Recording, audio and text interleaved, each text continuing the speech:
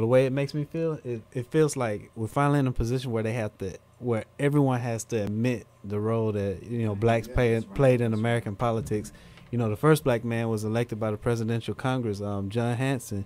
He created the American seal. He was the first presidential congressman, and they don't talk about that. It was Frederick Douglass that saved this country from becoming two different countries. It was his advice to President Lincoln that saved us, and Frederick Douglass was actually run for president. He was the first black man from this form of government that we stand in currently. He was the first black man that was run for president, and he didn't even campaign. He could have won that. So, we have, blacks have played a major role in this country and in politics in this country. And it's finally to a point to where no matter if you're black, white, Chinese, whatever, if you play a role in doing something great, you will be acknowledged for it. And because we can Google everything, we know what you look like now too. That's right. Anyone? Yeah, and I used to say, man, we never gonna have a black man. I know how to say it. I ain't the only one. And just to see them up there and my boys to be able to see that, other kids to be able to see that wow, I can do that too, And then the other thing that, us as African Americans, we still have to knock out those stereotypes. We still got to do that. And just to see President Barack Obama and his wife, a couple, 2 children, to show that, hey, we got that, we can do that too, that we do have marriages that work, or families that work together. We do have positive families. We do have that, because I pray for President Barack Obama so much, because I know he has so much that he has to deal with, because he's not only for us, but he's representing the America, black, white, Chinese, Korean, it doesn't matter. He's representing all of us, but he has that burden, and I'm hoping that once this ends, that more politicians, Hispanics. I would like to see a Hispanic be a president, a woman be a president. I would love to see that. It's that we got some diversity, because that's what America is about. Diversity. We don't have just black and white. We have everybody. And just seeing him up there, just let me know anybody can do it. Black, white, Chinese, Korean, Asian, Indian. Can be what you want to be and be able to represent America. I want to go to Miss Jackie Stamps. Jackie, when you see First Lady Michelle Obama as an African American woman, now in the month of February, celebrating Black History Month, as an African American woman, when you see Michelle Obama, what goes through your head? She's a great example, especially as a mother, a wife. I mean, she does so many things, charitable events. She's trying to help the children, and I'm quite sure you've paid attention. She's been out to the schools, making sure that they're eating right, making sure that they're getting nutritional meals. That's a part of the love that you all were talking about. That's exactly it. Mm-hmm. And they spread this example of love all over. And I love that. I've been married for 16 years, and just to see the example that her and President Obama put out there, it's just awesome. She's always, every time I see her, she's loving on her children. Her children are always smiling. They look great. She looks beautiful. She's awesome. And to married women across the United States, across the country, that's a great example. A beautiful example. It is. Beautiful example of marriage, and that within and regarding to Black people, that it can work. It is. And it is that symbol. Yes, I completely understand. I wanted to discuss another African American politician, a very famous one.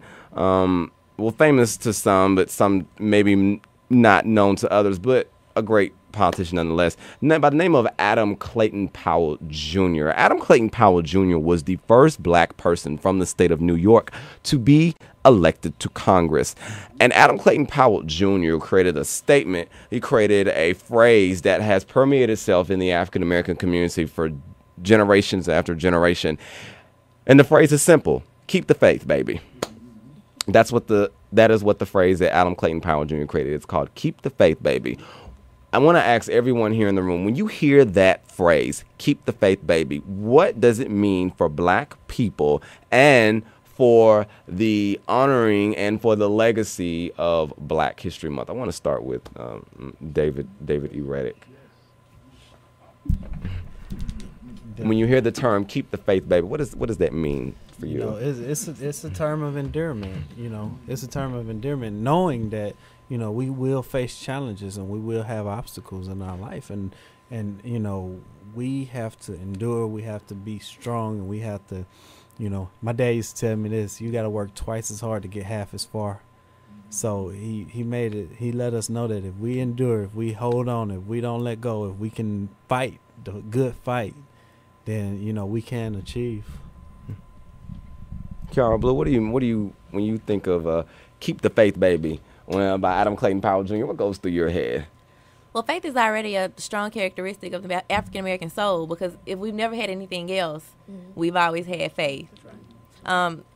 It's just we've come this far by faith. We've come this far by faith. We've come this far by faith. We're gonna go even further by faith.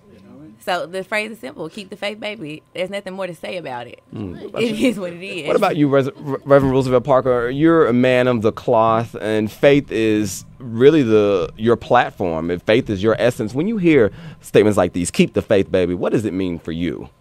It means that regardless of the struggle that we are going through, and we have went through many struggles, and don't let yourself be drugged down because you're failing, because if you fail one time, get up. And see, I hear people making the statement, pull yourself up by your boots. And we got to remember, if you ain't got no boots, how can you pull yourself up? So, but we got to keep the faith. Keep that faith. I can do all things through Christ that strengthen me. Don't give up. Keep on. Martin Luther King said, if you can't be a drum major, be a cheerleader. If you can't be the big tree, be a bush. So don't give up. Just keep doing it and do your job as though you'll be proud to sign your name to it, that this job was done by Roosevelt Parker. I want to ask you, Brother Waluddin Muhammad, you were the security guard for one of the most famous civil rights leader in American history, the late Malcolm X. What do you think that Malcolm X's legacy has contributed to Black people and to Black History Month, being someone who worked so closely with him? I'm going to back up to Adam Clayton Powell. Not only was he a politician, but he was a minister. And I've been to Abyssinia Baptist Church several times on security for Malcolm when he spoke, okay? And Adam Clayton Powell was the most powerful man in government next to the president in his time. He was a very powerful Black man, okay? Today, the legacy of Malcolm has empowered so many young Black men and women in a positive manner, okay? Because he let them know unity is the key, okay? Unity. We tried everything, but we haven't tried unity. And this is a legacy that if our people would empower that unity, I think we would succeed. Faith, okay? And Adam Clayton Powell, as a minister, and Malcolm believed in God and faith in God, okay? That's the power behind everything. As they used to say, remember the force.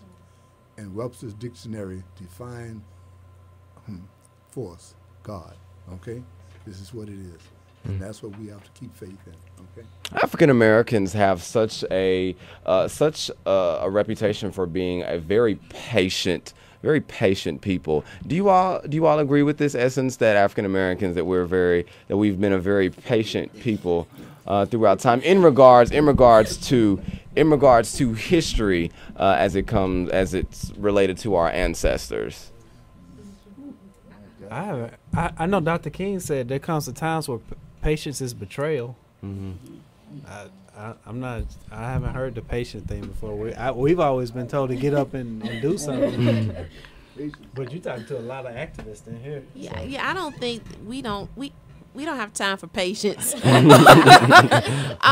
been sitting lukewarm enough, and it's time for us to go ahead and get out there and do what we need to do. Not only do we need to focus on our immediate family, but then also get out there to the community. Yeah. When you see a child who is struggling, help them. Mentor. We need more mentors. We need more mentors. We need more mentors. We need more big brothers, big sisters. We need that in our community, especially for those who don't have the typical mom and dad, you know, who has a grandma who's 85 years old. You know, we need to reach out to those children. When you see a kid on the street and you know what they're doing, go over there like, hey, you know what, you can do something else. Let me help you.